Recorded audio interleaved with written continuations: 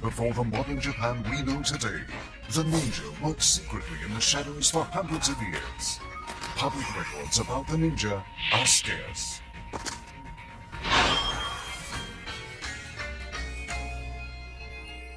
Ninja Truth.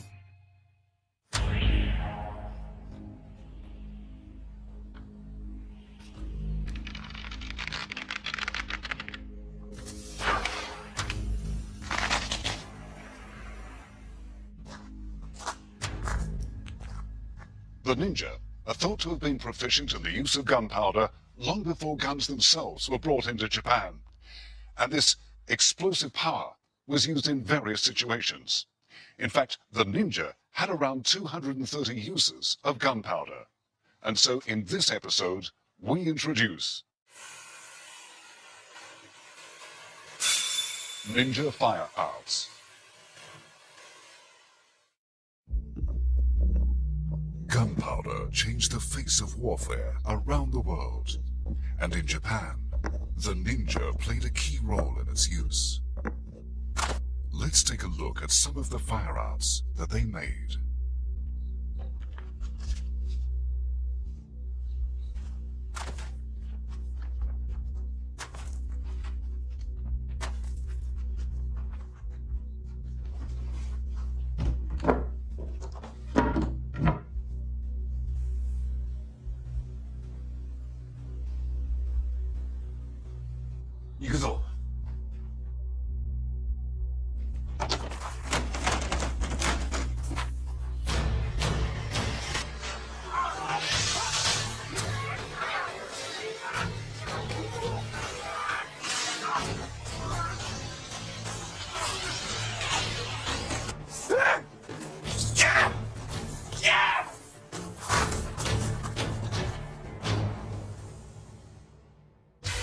When confronted by several opponents, this was the ninja's weapon of choice. The Torebi Kata. A metal or bamboo cylinder packed with gunpowder and ground iron. When ignited, it would project red-hot iron powder at the enemy.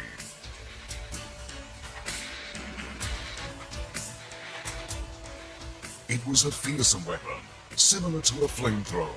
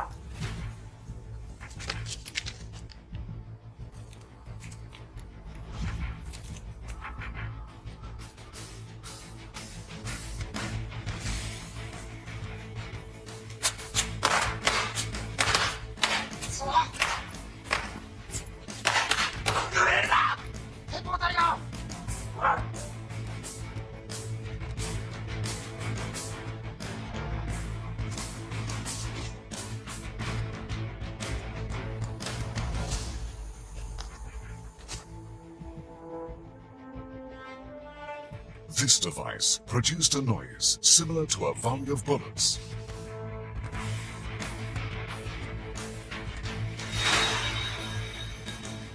The Hyakuraiju. It was made up of small gunpowder-filled cylinders strung together on a fuse. Used in surprise attacks and diversions, it was an effective weapon for frightening the enemy and creating chaos. Then there's the Horokuhia. Clay balls packed with gunpowder and joined to form a sphere with a protruding fuse. To use it, the ninja would light the fuse and hurl it into the enemy ranks. It was the ninja equivalent of a hand grenade. There are records of it being used by 16th century inland sea pirates to sink numerous ships.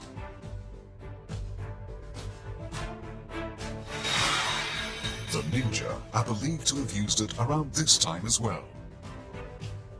But exactly how strong were the Horokuhia? We set out to recreate one. For this, we enlisted the skills of pyrotechnician Teruo Ito. According to ninja documents, gunpowder was made with these 5 ingredients. The gunpowder was placed in the center of an unglazed clay bowl and surrounded by hard objects such as rocks.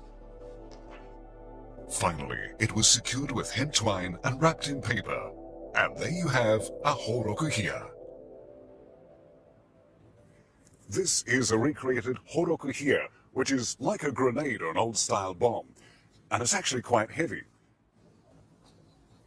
So now that we have one faithfully recreated according to the formula in the ninja document, it's time to put it to the test. Mr. Ito, please prepare the switch. Starting the countdown.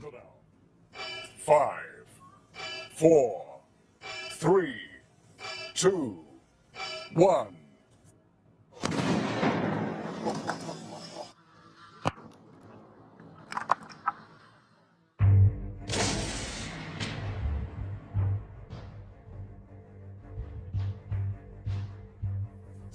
Wow, that's impressive.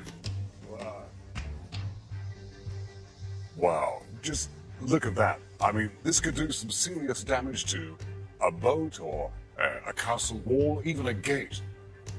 Amazing. Shrapnel flew in all directions, with some landing as far as 10 meters away. Explosives like these would certainly have had a major impact on warfare. The ninja used their skills and knowledge of gunpowder to make a wide range of weapons.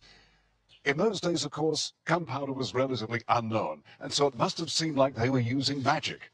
This would have been not just physically, but psychologically damaging to the enemy. Oh!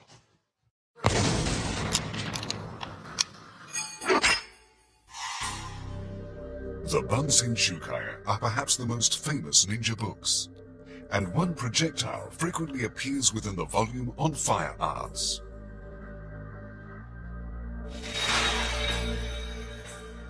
The Daikokuhia. Arrows with gunpowder packets attached to the front tip.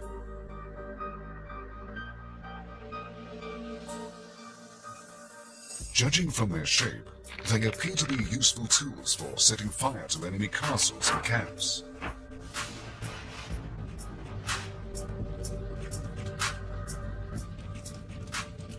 Let's find out what they were used for.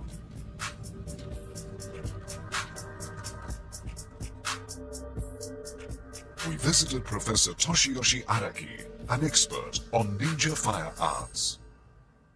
The Bunsen Shukai lists the ingredients, but offers no explanation on how the Daikokuhia were actually used.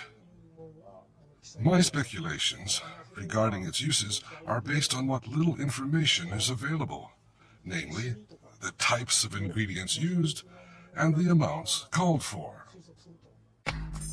Let's take a look at the ingredients mentioned in the Bunsen Shukai.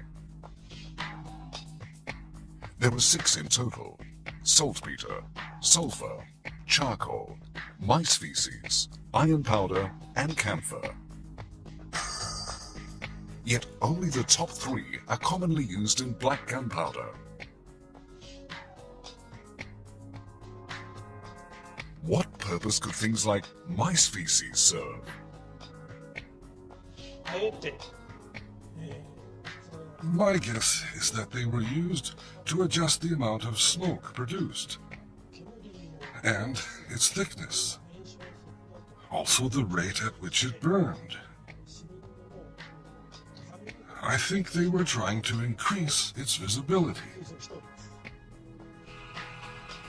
One theory is that the ninja used the Daikokuhia to create smoke signals, which would explain the need for it to be visible from a distance. And there's an interesting entry regarding the Daikoku-Here's range. While the quantities are ambiguous, the ratio per range is recorded in detail. The longest shot mentioned here is about 900 meters. It's highly unlikely that the ninja used the Daikoku-Hia to take down enemies 900 meters away. Using it as a signal makes a whole lot more sense. And in that case, you would need it to fly very far. The Daikoku-Hia are believed to have been fired from a launching pad. But the gunpowder was loaded with impurities. Did it have enough power?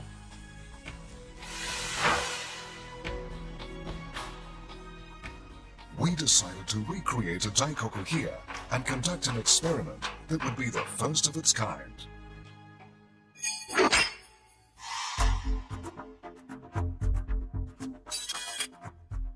While Daikoku-Hia are normally launched at an angle, for safety's sake, we'll be shooting it along a wire. We had to guess at the amount of gunpowder used and arrived at 20 grams based on illustrations within the ancient texts. This is a recreated Daikoku-Hia. Professor, are you sure this will work? We won't know until we try, will we? But if it flies further than an ordinary arrow, then we can safely assume that the Daikoku-Hia was a superior tool. For comparison, we fired an ordinary arrow using an ordinary bow.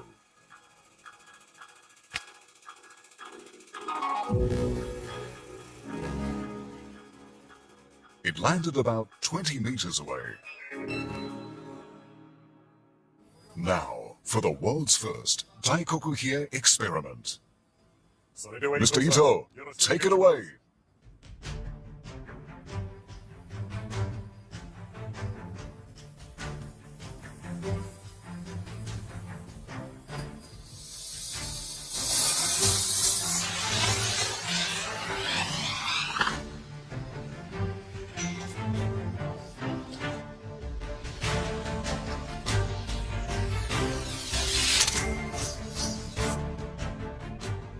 The experiment was a blazing success. The gunpowder clearly had enough power to take the arrow far beyond the 80-meter course that we prepared.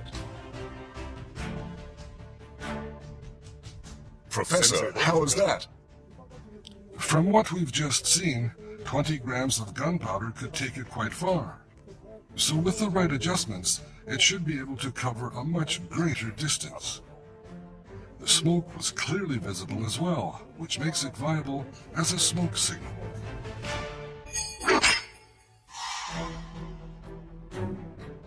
A passage in the Bunsen Shukai mentions that signals can be sent to allies both during the day and night.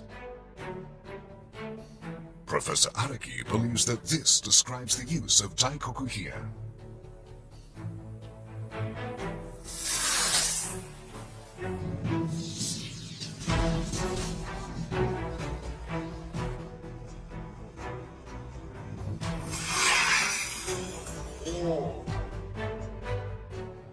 The flaming red arrow shows up clearly in the night sky. So it's highly likely that the Daikoku-Hia were used as ninja signals. Professor, tell us, how did the ninja come to have such an excellent range of weapons? From the documents available, we know that the ninja spent a lot of time experimenting with what was available and perfecting their firearms. Their inquisitive nature seems to stem from the same place as Japan's modern craftsmanship spirit, and its attention to detail. Experimenting with gunpowder, the ninja developed various explosives and fire arts. You could call them the scientists of their day, I guess.